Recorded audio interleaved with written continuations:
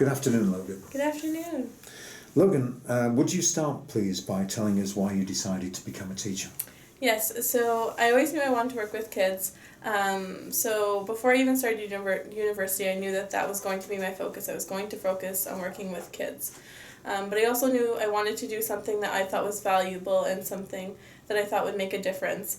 And so I was looking at teaching, and I thought about how getting to kind of be a part and raising the next generation would be a really great way, as they're going to be the ones to go and become astronauts or scientists. And I thought that would be a really awesome way to get involved in creating a difference. And then I also, growing up, I had a really exceptional brother, and he really brought me into the exceptional side of students. And so when I reached university, I really wanted to focus on exceptional learners and making sure that they felt included and a part of something. And then the other part of it was, I remember the feeling being a kid and going into school and being excited about going into school. And I really wanted to be the teacher that kids got excited to come to school, and it wasn't, oh, it's Monday again. Yay, it's Monday again. Okay, Logan, just before I move on, because this is for an English audience, can I just ask you to clarify that exceptional students are students who have a special educational need, yeah? Yes, Okay. so students with autism would be similar, students with ADHD or any other sort of learning difficulty. learning need, yeah. Okay, thank you very much. Sorry, I just wanted to make sure that the audience understood that. So, moving on from that, you've just finished your teaching practice. Mm-hmm. Can you tell us one thing that you learnt on that teaching practice that you think was or is a pretty good idea and something that you are going to take forward into your own teaching? Yeah, so I had a really amazing host teacher, and the first day of school she told me that she always puts character building first and learning second.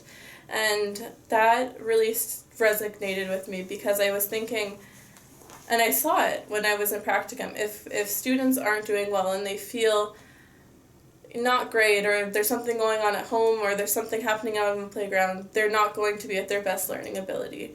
And so getting to see the character building at the forefront, I thought it was a lot more valuable when they went to do the learning than when it wasn't at the forefront.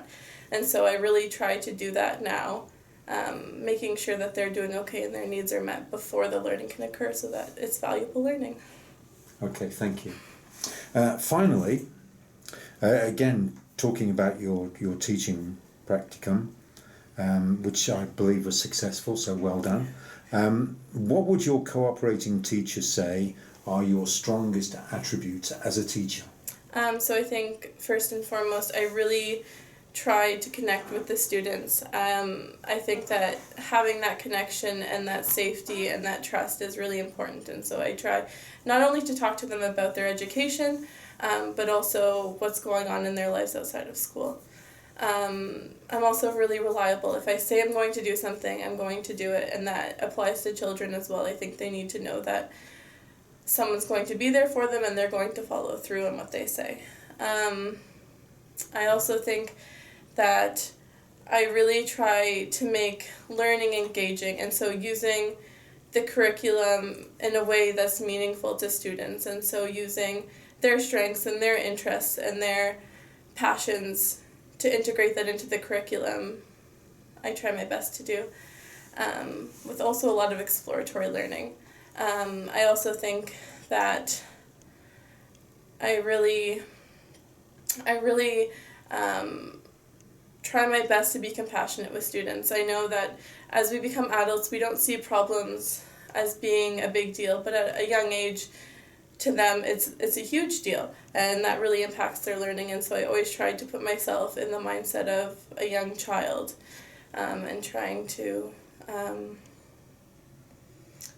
be compassionate towards what they're doing and how they're feeling. Okay, thank you very much.